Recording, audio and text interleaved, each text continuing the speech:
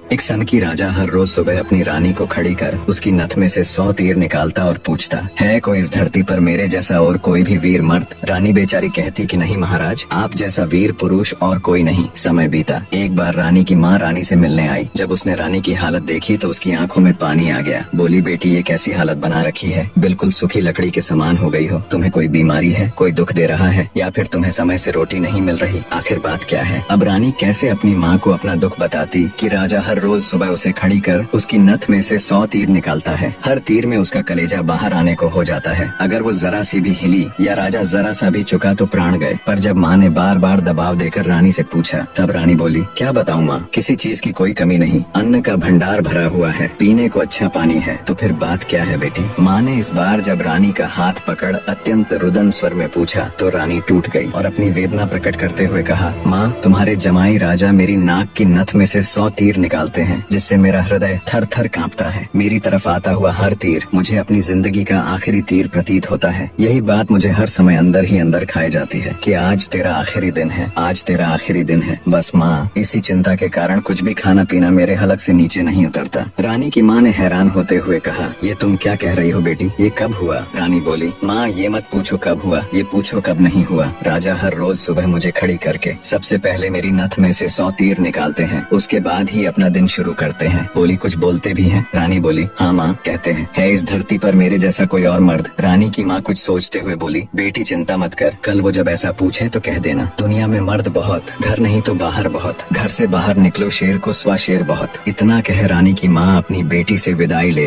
अपने घर चली गई। अब रानी को इंतजार था तो बस अगली सुबह का। राजा ने सोती हुई रानी को हाथ पकड़कर उठाया और कहा, रानी आ जाओ, समय हो गया। रानी ने सोचा, हे भगवान, बस आज और बच जाऊं, फिर तो जो माँ कहकर गई थी वो बोल दूंगी। और उठकर बाग में जाकर आंख बंद करके अपनी नथ पकड़कर खड़ी हो गई। राजा ने रोज की तरह एक के बाद एक 100 तीर रानी की नथ में से निकाले। तीर निकाल राजा बोला, बोल रानी, है दुनिया में मेरे जैसा कोई और शूरवीर मर्द? रानी हिम्मत जुटा बोली, महाराज, दुनिया में शूरवीर मर्द बहुत, घर नहीं तो बाहर बहुत, आप बाहर निकल के देखो शेर को सवा शेर बहुत। राजा हैरान होते हुए बोला, ठीक है रानी, अगर यही बात है तो कुछ खाने का सामान दो, मैं जा रहा हूँ बाहर शूरवीर मर्द देखने, मैं भी तो देखूं है कोई मुझसे ज्यादा शूरवीर मर्द इस दुनिया में। थोड़ा बहुत खाने पीने का सामान ले राजा निकल पड़ा। चलते चलते एक कच्चे रास्ते पर हो लिया। थोड़ी दूर ही चला तो आगे देखा एक आदमी रास्ते के किनारे पर लेटा ऊपर की तरफ एकटक देख रहा है। राजा को बड़ा कौतूहल हुआ। ऊपर की तरफ देखा तो उसे सिवाय सूर्य की तेज किरणों के कुछ दिखाई नहीं दिया। गया जिज्ञासावश उसके पास और पूछा, क्यों भाई, ऊपर क्या देख रहे हो?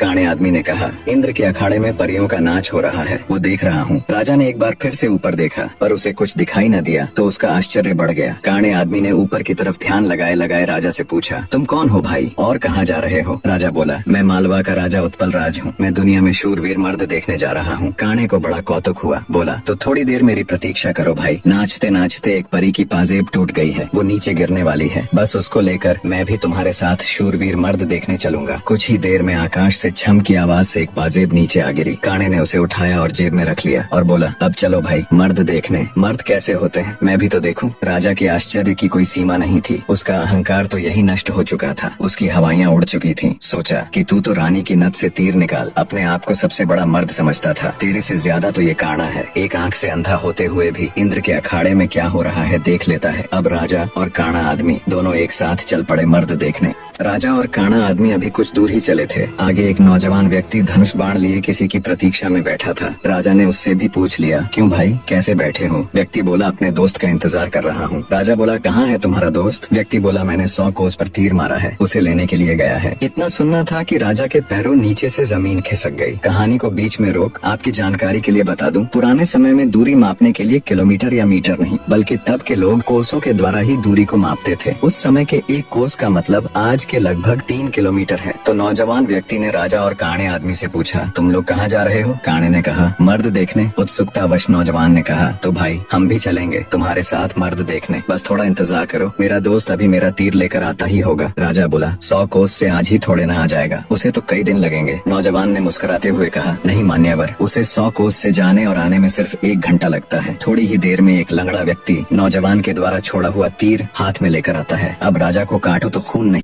रानी की नथ में से तीर निकाल खुद को मर्द सूरमा समझने वाले राजा को अब एक से एक बड़े सूरमा टकरा रहे थे। वो जिस बिल में हाथ डाल रहा था वहीं से सांप फुफकारते हुए निकल रहे थे। एक काना आदमी जो एक आंख ना होते हुए भी इंद्र के अखाड़े में परियों का नाच देख रहा है। एक युवा पराक्रमी नौजवान 100 कोस तक तीर मार रहा है। एक अपाहिज लंगड़ा आदमी 100 कोस की दूरी सिर्फ 1 घंटे में नाप देता है। बोझिल कदमों के साथ राजा अब उन तीनों के साथ आगे चल पड़ता है। चलते चलते वे एक नगर में पहुँचे जहाँ एक राजा की लड़की का स्वयंवर चल रहा था। स्वयंवर की शर्त थी कि जो व्यक्ति 50 कोस से 2 घंटे में हंसता पान बोल सुपारी ला देगा उसी के साथ रानी का विवाह कर दिया जाएगा। चारों में से लंगड़ा ही इस काबिल था जो कोसों की दूरी मिनटों के हिसाब से तय कर सकता था। अंततः चारों की सलाह पर लंगड़ा व्यक्ति स्वयंवर की शर्त पूरी करने के लिए तैयार हो गया और शर्त अनुसार हंसता पान बोल सुपारी लाने के लिए चल पड़ा। रानी के स्वयंवर की शर्त अनुसार लंगड़ा व्यक्ति तेजी के साथ उस दिशा में बढ़ने लगा जहाँ हंसता पान बोल सुपारी का पेड़ था। अपनी दिव्य गति से थोड़े ही समय में वो उस पेड़ के पास जा पहुँचा। उसने सुपारी तोड़ी और अपनी जेब में डाल ली। सोचा अभी तो बहुत समय है, क्यों न थोड़ी देर सुस्ता लिया जाए। ये सोचकर वो उस पेड़ के नीचे सुस्ताने के लिए लेट गया। ठंडी हवा के झोंकों से जल्दी ही उसकी आंख लग गई। उधर तीनों की समय बीतने के साथ साथ चिंता बढ़ रही थी। 2 घंटे पूरे होने को आए थे, बस थोड़ा समय ही बचा था। नौजवान तीरंदाज ने कहा, इतना समय तो उसे कभी नहीं लगता, जरूर कुछ बात है। काने आदमी ने कहा, रुको मैं देखता हूँ। जब काने ने देखा तो वो पेड़ के नीचे सो रहा था और पेड़ से एक खूंखार जहरीला सांप उसे काटने के लिए उसकी तरफ बढ़ रहा था। जब ये बात उसने साथियों को बताई कि वो तो सो रहा है और एक जहरीला सांप उसकी तरफ बढ़ रहा है, तब तीरंदाज नौजवान ने काने से कहा, तुम मेरे तीर का निशाना सांप के फन पर लगाओ। काने ने कहा, हाँ ये ठीक है, निशाना लगाकर मैं हुंकारा भरूं तब तुम तीर छोड़ देना। काने ने तीर को सांप के फन की दिशा में लगाकर जैसे ही हूँ कहा, तीरंदाज ने तीर छोड़ दिया। तीर सीधा जाकर सांप के फन पर लगा और धड़ाक की आवाज के साथ सांप नीचे गिर गया। आवाज सुन लंगड़ा आदमी हड़बड़ाहट के साथ उठकर बैठ गया। देखा तो एक जहरीला सांप उसके पास मरा पड़ा है और उसके दोस्त का तीर सांप को लगा हुआ है। सारा माजरा समझते उसे देर न लगी। वो दिव्य गति से नगर की ओर दौड़ा। समय रहते वो हंसता पान बोल सुपारी लेकर राजमहल पहुंच गया। अब समस्या ये थी कि राजकुमारी पर असली हक किसका है। राजा अगर घर से मर्द देखने नहीं चलता तो ये सारा किस्सा ही शुरू नहीं होता। काना अगर अपनी दिव्य दृष्टि से देखकर लंगड़े व्यक्ति को सांप से नहीं बचाता तो राजकुमारी के स्वयंवर की शर्त कैसे पूरी होती। नौजवान तीरंदाज के पास 100 कोस तीर चलाने की क्षमता न होती तो भी उसके मित्र को सांप डस लेता और शर्त पूरी नहीं होती। लंगड़े व्यक्ति के पास दिव्य गति न होती तो भी राजकुमारी स्वयंवर की शर्त पूरी न होती।